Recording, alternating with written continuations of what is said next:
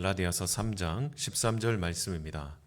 신약성경 305쪽 갈라디아서 3장 13절 말씀 찾으셨으면 우리 한 목소리로 같이 읽도록 하겠습니다. 갈라디아서 3장 13절 말씀입니다. 찾으셨으면 우리 한 목소리로 같이 읽겠습니다. 시작. 그리스도께서 우리를 위하여 저주를 받은 바 되사 율법의 저주에서 우리를 속량하셨으니 기록된 바 나무에 달린 자마다 저주 아래에 있는 자라 하였음이라. 아멘. 여러분, 우리가 이 사도신경 강해를 계속하고 있습니다. 오늘은 네 번째 문장, 바로 예수님의 죽음, 이 부분을 살펴보도록 하겠습니다. 여러분, 강해안을 받으시고 없으신 분들은 손을 들어주시면 강해안을 가져다 드리도록 하겠습니다. 우리 예수님의 죽음에 대한 이 사도신경 네 번째 문장, 본디오 빌라도에게 우리 한번 강해안 보시고 같이 다운표 있는 부분 같이 읽도록 하겠습니다. 시작. 본디오 빌라도에게 고난을 받으사 십자가에 못 박혀 죽으시고 장사한지. 아멘. 여러분, 지난 주간 우리가 고난 주간을 또 지내고, 그리고 지난 주일에 부활절을 우리가 경험하고, 그리고 우리가 다시 한번 이 사도신경 강해를 통해 이번 주에 예수님의 죽으심에 대해서, 그리고 다음 주에는 바로 예수님의 부활에 대해서 우리가 역사적인 증거와 또 성경이 증언하는 바를 더 구체적으로 살펴볼 수 있도록 하겠습니다. 여러분, 강해안을 보시면 우리가 인간의 역사 속에서 가장 큰 고난과 고통을 당한 사람이 누구일까 살펴보면 성경을 통해 우리가 확인하게 된 것은 누구입니까? 바로 욥이라고 하는 사람입니다. 왜냐하면 이 욥이라는 사람은요, 큰 부자였어요. 그리고 당대의 최고의 의인이었습니다. 그런데 그가 하루아침에 모든 재산을 다 잃어버리고, 그리고 10자녀가 하루아침에 다 죽임을 당합니다. 그리고 그것도 모자라서 엎친 데 덮친 격으로 욥이 나병에 걸려서 온몸이 이 나병으로 덮으면서 온몸을 긁어대면서 정말 살아있어도 산 것이 아닌 그런 고통과 아픔을 경험하는 사람이 바로 욥이라는 사람입니다. 너무 고통스러운데 욥의 아내가 뭐라고 합니까? 나가서 죽으라고 그래요. 자기 사랑하는 아내로부터 또 이렇게 비난과 버림, 조롱을 받고, 또 가장 신뢰하고 많이 도왔던 이 4명의 친구로부터 바로 정죄를 받습니다. 네가 분명히 하나님 앞에 죄를 지었기 때문에 이런 고난을 받는 거 아니겠느냐라고 하면서, 그렇게 정말 주변 사람으로부터 인정받지 못하고 또 정말 질병과 이 재난과 고통을 당한 사람이 바로 욥이라는 사람입니다. 여러분, 이 욥의 고난을 통해서 우리는 뭘 알 수 있습니까? 왜 의인이 고난받아야 하는가? 이런 질문을 할 수밖에 없어요. 여러분, 시편에도 보면 여러 시편에서요, 왜 하나님 악인은 저렇게 잘 되는데 의인은 왜 이렇게 고통받고 고난받습니까? 그렇게 다윗이 절규하며 질문하는 것을 우리가 시편 말씀을 통해 확인할 수 있습니다. 결론적으로 말씀을 드리면 무엇입니까? 이 욥의 고난은 바로 예수님의 십자가의 고난을 바로 예표하고 그의 모형이자 그림자라고 할 수 있어요. 여러분, 성경은요, 모세오경과 선지서에서는 바로 인간이 당하는 고난을 인과론적으로 설명합니다. 무슨 말입니까? 죄를 지었기 때문에, 하나님의 율법의 말씀에 순종하지 않았기 때문에 너희가 저주를 받아 고난을 받는다는 이 인과론적인 원인과 결과에 의한 고난을 이야기하지만, 욥의 고난과요, 욥기를 통한 욥의 고난과 또 시편 여러 고난에 대한 시에서 우리가 알 수 있는 것은, 인간이 당하는 고난은 이런 인과론적인 고난만 있는 게 아니라 원인을 알 수 없는 고난도 있다는 거예요. 내가 죄를 짓지 않았음에도, 여러분, 욥은 당대 의인이라고 하지 않았습니까? 그 의인임에도 불구하고 당하는 고통과 고난이 있다는 것입니다. 그 이유가 무엇입니까? 바로 우리가 의인이라 할지라도 우리가 살아가는 시대가 악한 시대이기 때문에, 우리가 살아가는 이 환경이 정말 깨지고 고통하고 아파하는 환경이기 때문에 거기에서 함께 고난을 받고 함께 고통을 받는 것이 우리 인생의 모습임을 우리에게 보여주고 있습니다. 그러므로 의인이 고난받는 이 세상과 의인이 고난받는 이 시대를 통해 우리로 하여금 무엇을 깨닫게 하십니까? 이 깨진 세상, 이 악한 시대는요, 우리가 소망을 둘 수 있는 시대가 아니고 소망을 두고 살아갈 수 있는 세상이 아니라고 하는 것입니다. 결국 복음 안에서 하나님께만 소망이 있지 이 세상 그 어떤 것도 소망이 될 수 없음을 우리에게 말씀해 주고 있어요. 내가 나만 착하게 산다고 되는 게 아니라고 하는 겁니다. 그러면 여러분, 예수님의 삶을 보십시다. 예수님은 어떤 분이었습니까? 정말 완전한 의인이세요. 하나님의 아들이시지 않습니까? 정말 동정녀, 우리가 앞선 이 사도신경 3항에서 뭘 봤습니까? 바로 동정녀 마리아에게 성령으로 잉태되신 것을 우리가 살펴봤는데, 바로 성령으로 잉태되셨기 때문에 죄가 없으신 분이에요. 인간의 생육 방식으로 태어났으면 바로 아담의 후손으로서 아담의 길에 속한 자로 원죄를 가지고 태어나 죄인이겠지만, 성령으로 잉태되었기 때문에 아담의 후손이 아닙니다. 그래서 또 다른 아담, 두 번째 아담이고 바로 죄가 없으신 분이에요. 그리고 하나님의 영광을 가졌던 분이 하나님의 영광을 버리시고 인간의 몸을 입고 이 땅에 오셨습니다. 그런데 그분은 어땠습니까? 인류 역사상 가장 큰 고통과 고난과 그 어려움을 당했던 것을, 바로 그 죽음을 맛봤던 것을 우리가 성경을 통해 확인했고, 특별히 지난 주간에, 바로 고난 주간에 우리가 이 가상 7원의 말씀을 통해서 더 특별히 묵상하고 살펴보았습니다. 여러분, 예수님이 당한 고난은 여러분 강의 한번 보시면 크게 세 가지로 말할 수 있어요. 첫 번째는 무엇입니까? 바로 육체적 고통이에요. 여러분, 예수님은 태어나실 때부터요, 바로 말구에서 태어났잖아요. 사람의 침상이 아니라 짐승의 이 밥통인 말구에서 태어났잖아요. 그리고 예수님이 정말 어렸을 때 어떻습니까? 예수님은 기억하지 못하실지 모르지만 육신의 부모가 바로 헤롯 대왕이 아이들을, 만 2세 이하의 아이들을 다 죽이려고 했기 때문에 이 사망의 그 고통 가운데 저 애굽으로 피신했다가 돌아왔습니다. 그리고 30년 동안 그 가난과 고통과 아픔을 경험하며 또 힘든 노동의 삶을 살았고, 그리고 정말 십자가 형벌의 이 고통 가운데, 육체적 고통 가운데 죽임을 당하신 것을 우리가 성경을 통해 확인할 수 있습니다. 여러분, 3년의 공생의 기간 동안에도 어떻습니까? 예수님은 머리 둘 곳이 없다고 했잖아요. 정처 없이 떠돌아다니는 거처와 집이 없는 그런 삶을 사셨어요. 여러분, 모든 세상의 만물의 주가 되시는 분이 자기 집이 없이 그렇게 정처 없이 고통하고 아파하는 이 육체적 가장 큰 고통을 당하셨다는 것을 우리가 확인할 수 있습니다. 둘째로, 예수님은 인간이 당할 수 있는 가장 극심한 정신적인 고통을 당한 것을 또 우리가 확인하게 됩니다. 예수님은 가족과 친척에게 오해를 받으셨어요. 누가복음에 보면 예수님의 육신의 동생들이 와서 예수님이 찢어들고 있을 때 뭐라고 합니까? 형이 미쳤다고 했어요. 가족으로부터도 이해를 받지 못했어요. 그리고 또 어떻습니까? 수많은 사람들에게 멸시와 조롱과 그렇게 비방을 당하셨어요. 그리고 또한 예수님은 가장 믿었던 자기의 제자들, 12제자들에게도 버림과 외면과 배신을 당하는 것을 우리가 확인할 수 있습니다. 예수님은 지상에 계시는 동안 그 어떤 사람에게도 받아들이지 않고 다 버림받은 바로 이 정신적인 고통을 당하셨던 것을 우리가 확인하게 됩니다. 세 번째로, 예수님은 한 인간이 당할 수 있는 가장 최고의 영적인 고통을 당하셨습니다. 예수님의 육체적인 고통도 또 이 정신적인 고통도 바로 이 영적인 고통에 비하면 아무것도 아니라는 거예요. 여러분, 왜 예수님이 십자가에 달리기 전날 이 겟세마네 동산에서 땀이 피가 되도록 그렇게 기도했습니까? 할 수만 있으면 이 진노의 잔을 거둬달라고 왜 그렇게 기도했을까요? 바로 영적인 고통이 너무나 끔찍하고 괴로웠기 때문입니다. 여러분, 예수님은 삼위일체 중에 하나님 한 분이로서 하나님으로부터 한 번도 떨어진 적이 없는 거예요. 그래서 엘리 엘리 라마 사박다니, 바로 가상 7원 중에 네 번째 말씀, 지난주 목요일에 우리가 살펴봤죠. 수요일날 밤에 우리가 살펴봤죠. 바로 하나님으로부터 버림받은 이 영적인 유기를 당하셨어요. 그 이 엘리 엘리 라마 사박다는요, 바로 어린 아이가 엄마를 잃었을 때 이렇게 절규하며 울부짖는 그 소리라고 해요. 그렇게 하나님께 완전히 버림받았어요. 하나님의 그 완전한 은혜로부터 차단된 상태, 하나님의 생명으로부터 완전히 차단된 바로 그 지옥의 고통을 맛보셨다라는 것을 우리가 지난주에 확인했습니다. 이처럼 철저히 버림받는 이 영적인 고통을 당한 것을 우리가 확인할 수 있습니다. 본디오 빌라도에게 고난을 받으셨다. 이 고난 받으신 것을 통해서 우리가 무엇을 알 수 있습니까? 여러분, 이 기독교 신앙은, 우리 믿음은요, 우리가 예수를 믿기만 하면 모든 고난과 질병과 이런 어려움으로부터 다 면제된다, 그것을 약속하지 않습니다. 여러분, 어떤 사람은 초자연적인 기적 가운데 그렇게 병을 나을 수도 있지만 대부분은 이 땅에서 당하는 고통과 고난을 함께 당하는 거예요. 그렇다면 바로 이 고통과 고난을 당할 때 우리에게 정말 참된 위로가 되는 것은 무엇입니까? 바로 이미 고난당하신 바로 그 예수 그리스도가 위로자가 되셔서 우리와 함께 하신다는 거예요.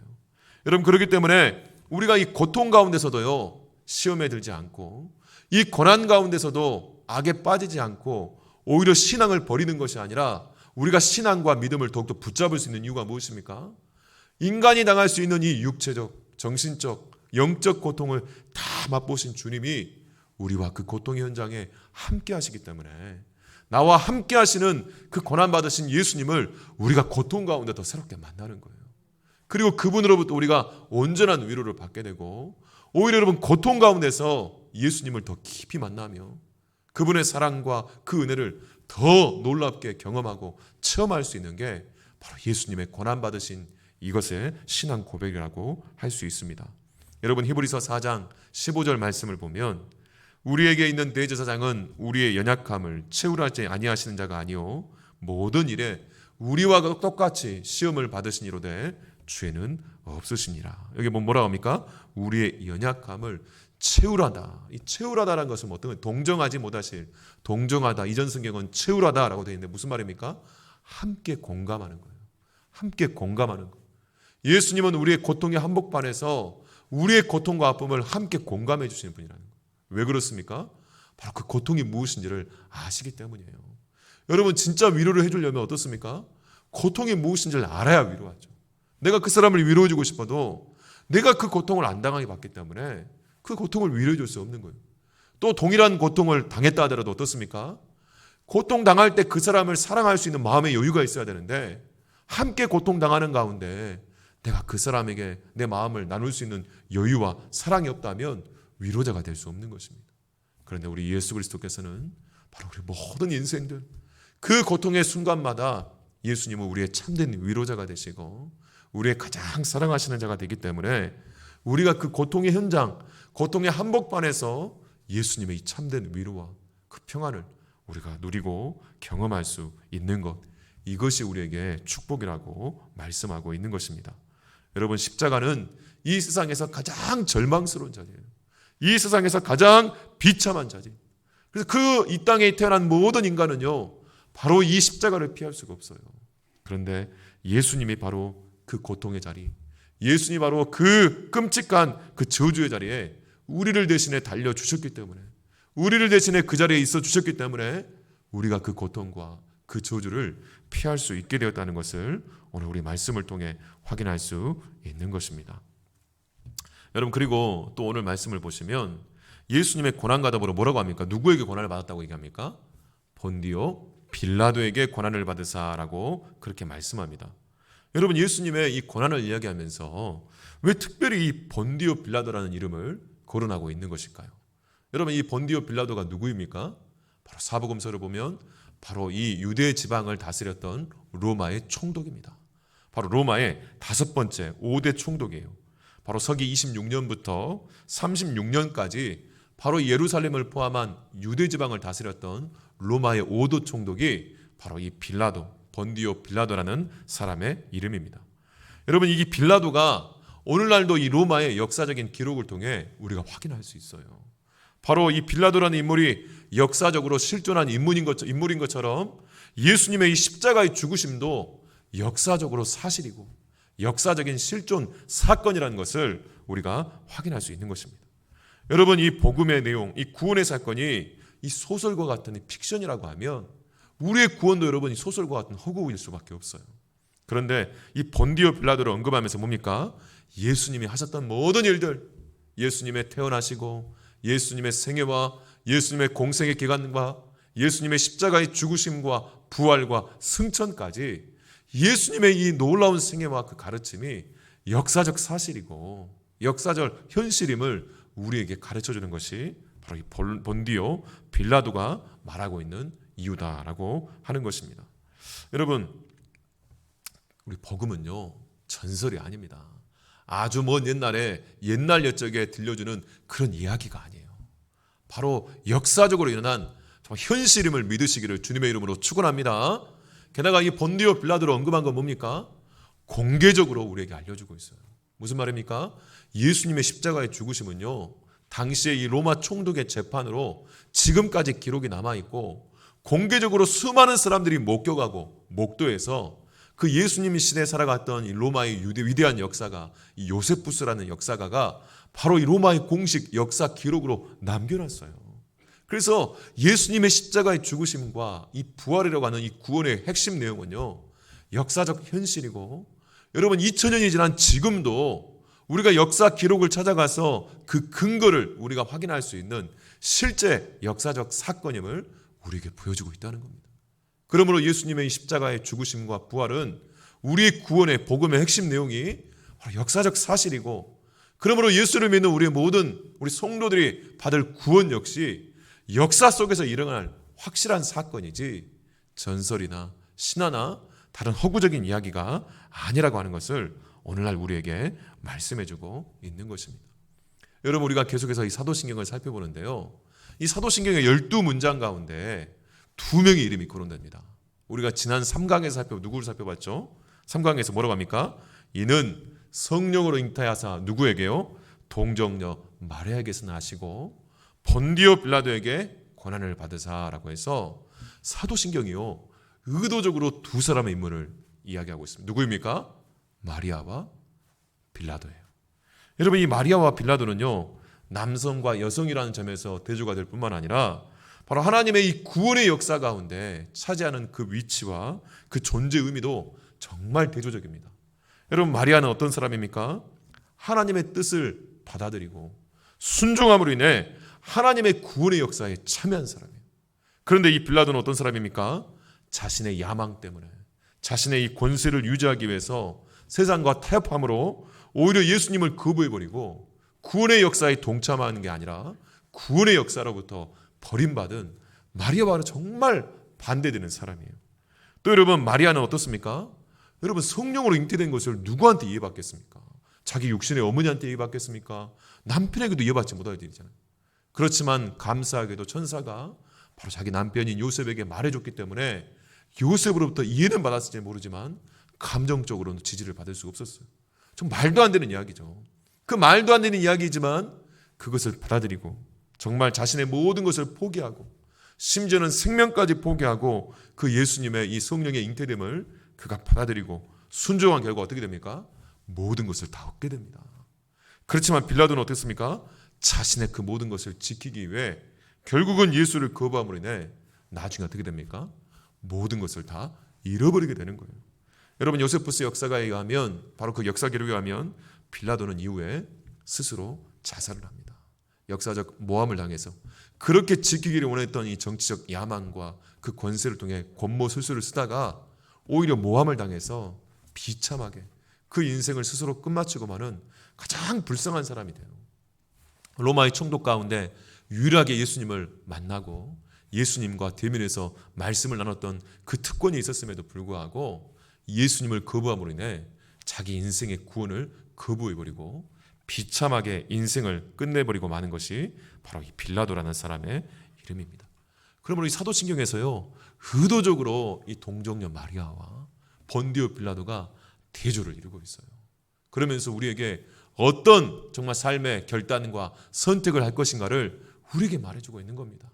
정말 마리아처럼 너무나 고통스럽고 말도 안 되는 일이고 오히려 이것을 통해 우리가 죽임당할 수 있는 그 어려움과 아픔이지만 순종하고 구원의 역사에 동참할 것이냐, 아니면 눈을 딱 감고 세상과 타협하며 거짓에 굴복하고 결국은 예수를 버림으로, 예수를 거부함으로, 자기 이익을 지키기 위해 예수를 거부함으로 오히려 자기 구원도 거부하고 구원의 역사에 동참하는 것이 아니라 구원의 역사와 아무런 상관없이 그렇게 사라지게 될 것인가를 이 마리아와 이 본디오 빌라도를 우리에게 대조해 주면서 오늘 우리 이 사도신경 사항은 우리에게 말씀해 주고 있는 것입니다.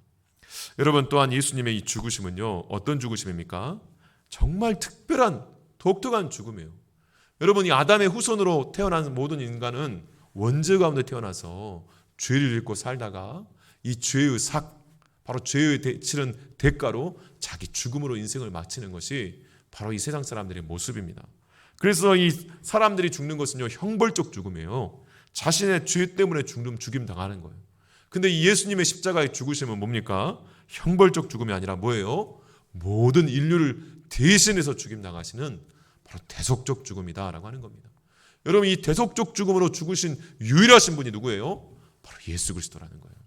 우리가 지난 시간에 살펴본 것처럼 동정녀 마리아에게 성령으로 잉태되신 유일한 분이기 때문에, 그렇기 때문에 예수님 안에만 구원이 있고, 예수를 믿을 때만 우리가 정말 그 대속의 은혜로 우리의 죄값을 다 치르고 오히려 자유함과 참된 해방과 구원을 얻을 수 있는 이유가 바로 이것 때문이라는 거예요. 우리 모든 다른 사람들은, 저 4대 성인들조차도 자기 형벌 때문에 죽임을 당하는 거예요. 자기 죄 때문에 죽었던 사람들입니다.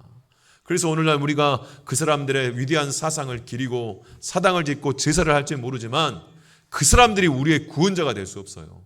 그 사람들이 우리의 정말 대속적인 은혜를 우리에게 베풀어 줄 수 없어요. 왜요? 그들도 죄 가운데 죽었기 때문이에요. 그런데 예수 그리스도는 바로 형벌적 죽음이 아니라 대속적인 죽음을 당하셨기 때문에 그분을 믿는 모든 자들에게 하나님의 이 대속의 은혜, 이 구원의 은혜를 우리에게 베풀어 주시는 유일한 구원자가 되신다는 것을 오늘 말씀을 통해 확인할 수 있습니다. 여러분, 강해한 가운데를 보시면, 그렇다면 예수님이 이렇게 대속적으로 죽으셨는데 왜 하필이면 십자가에서 죽으셨냐라고 하는 거예요. 여러분, 성경에 보면 어떻습니까? 스데반 집사님은 돌에 맞아 죽었어요. 또 세례 요한은 목베임을 당해 죽었습니다. 그리고 또 수많은 12제자들 다 순교했는데 다 다양한 방식으로 죽었는데 왜 예수님만 십자가에서 죽임을 당했느냐, 왜 십자가에서 죽으셔야 했느냐라고 하는 것을 우리가 이 시간 살펴보려고 합니다. 첫 번째 이유는 무엇입니까? 바로 십자가 형벌이 의미하는 바가 뭐죠? 바로 반역죄이에요. 여러분, 지구상의 수많은 인류의 역사 가운데 가장 큰 죄가 뭐냐면 반역죄예요. 반역죄. 이 반역자를 그대로 놔둬버리면 이 국가의 기관과 법도가 다 무너져버리고 완전히 시스템이 무너지기 때문에 가장 흉악한 죄가 바로 이 반역죄예요. 그리고 이 반역죄에 해당하는 형벌이 가장 끔찍하고 고통스러운 형벌입니다. 그래서 이 당시에 로마의 가장 중한 죄가 바로 반역죄였고, 이 반역한 자들에게 주어지는 형벌이 바로 가장 끔찍한 고통인 바로 십자가 형벌이었던 것을 우리가 역사적으로 확인할 수가 있어요. 여러분, 이 십자가 형벌은요, 로마가 만들어낸 형벌이 아닙니다. 이 당시에 헬라 지방, 로마 지방뿐만 아니라 이 중동 지방 전역, 아프리카까지도 이 당시에 가장 이 앞뒤로 200-300년 동안 계속적으로 있었던 형벌이에요. 그런데 우리 인류의 역사 가운데 가장 끔찍한 고통이 바로 십자가라는 거예요. 지난주 고난주간에도 말씀을 드리고 여러분 여러 번 들으셨겠지만, 가장 잔혹스럽고 가장 인간을 비참하고 가장 인간을 고통스럽게 만드는 형벌이 지금까지도 정말 이 십자가 형벌만큼 고통스러운 형벌은 없다는 겁니다. 여러분, 십자가에 달리기 전에 어떻습니까? 패션 오브 크라이스트라는 영화나 영상을 많이 보셨겠지만, 십자가형이 예정되면요, 십자가를 지기 전에 이 사람은 반드시 매질을 당해요.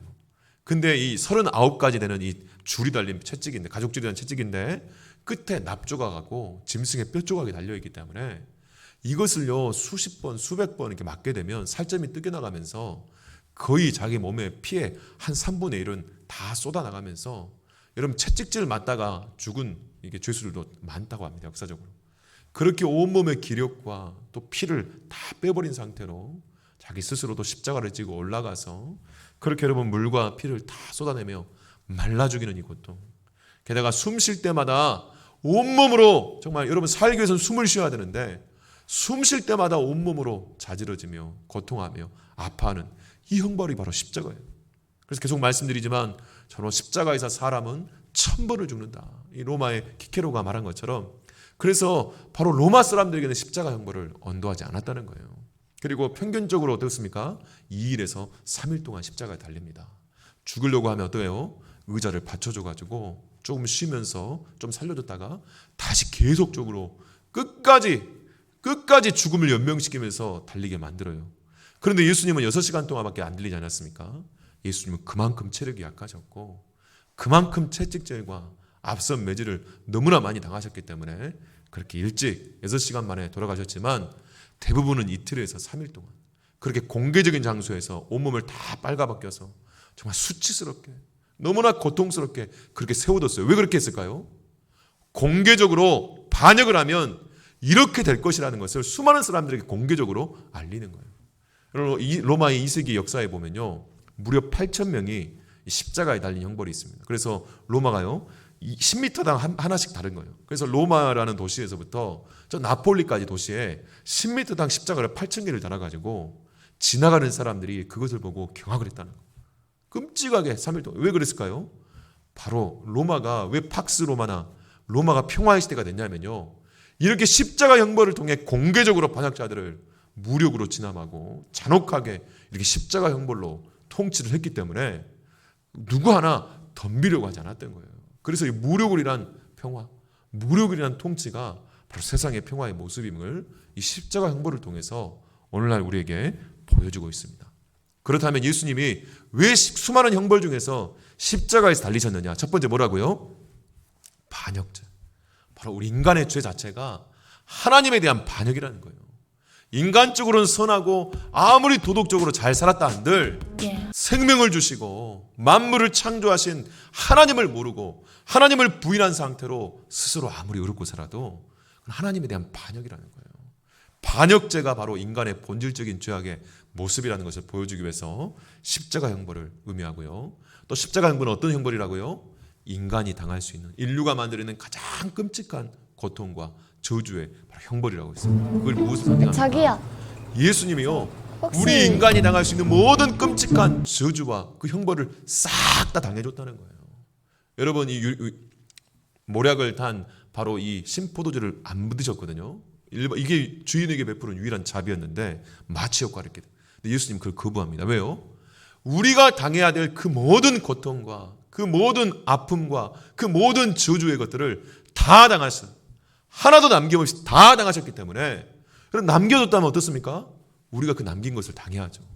하나도 남김없이 예수님이 다 당해주셨기 때문에 우리가 당할 저주, 우리가 당할 고통, 우리가 당할 고난이 없다는 것을 바로 이 십자가의 형벌을 통해서 우리에게 보여주고 있는 것입니다.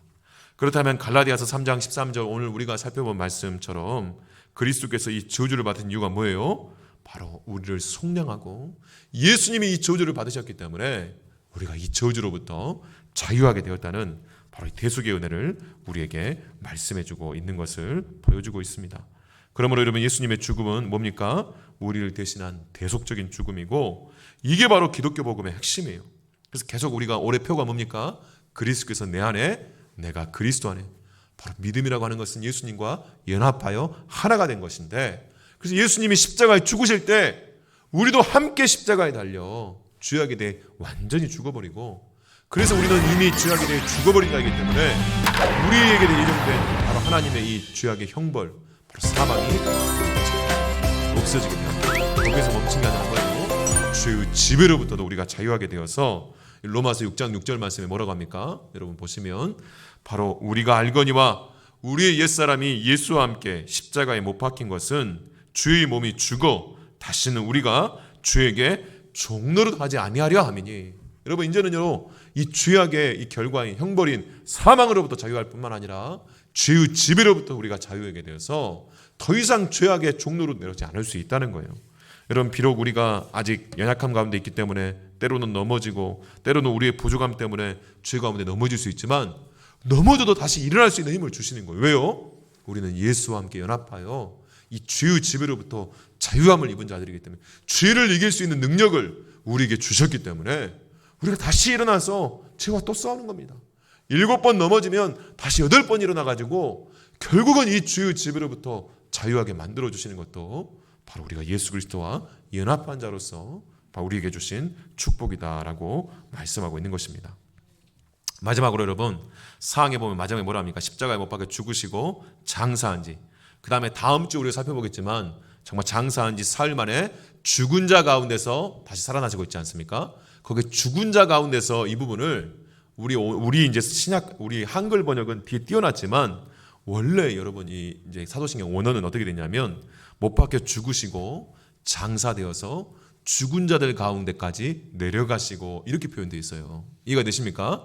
그거를 이제 번역을 뒤쪽에 부활 쪽으로 붙여놨지만 원 번역은 그 장사한 지, 그 죽은 자들 가운데서가 바로 앞에 붙어 있어요. 그러니까 예수님이 뭡니까? 원어적 의미로 하면 십자가에 못 박혀 죽으시고 장사되어서 죽은 자들까지 내려가시고, 이게 원어예요. 원어. 여러분, 죽은 자들까지 내려가셨다는 것은 무슨 말입니까? 여러분, 예수님이 단순히 죽음에서 일으키신 것이 아니라 죽은 자들 가운데서 살아나셨다는 거예요. 죽은 자들 가운데까지 내려갔다는 거예요. 이건 무슨 말이에요? 예수님보다 앞서 먼저 죽은 자들이 있는 그 지옥까지 내려가셨다는 거예요. 지옥까지 내려가셔서 그 지옥의 고통을 다 맛보시고 그 가운데서 사망의 고통을 깨뜨리시고 우리 가운데 나오셨다는 거예요.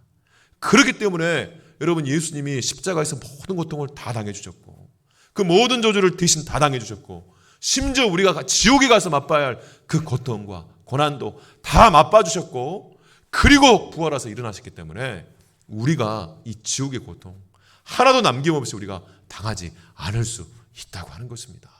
이게 우리에게 능력이고 이게 우리에게 축복이고 이것이 바로 예수님이 우리의 유일한 구원자 되심을 여러분 믿으시고 정말 이 죄의 형벌로부터 자유하실 뿐만 아니라 이 죄의 지배로부터 자유하셔서 날마다 예수님과 함께 죄와 싸워 정말 거룩한 하나님의 자녀, 하나님의 백성으로 승리하는 삶을 살아가시기를 주님의 이름으로 축원합니다. 말씀 생각하면서 함께 기도하겠습니다.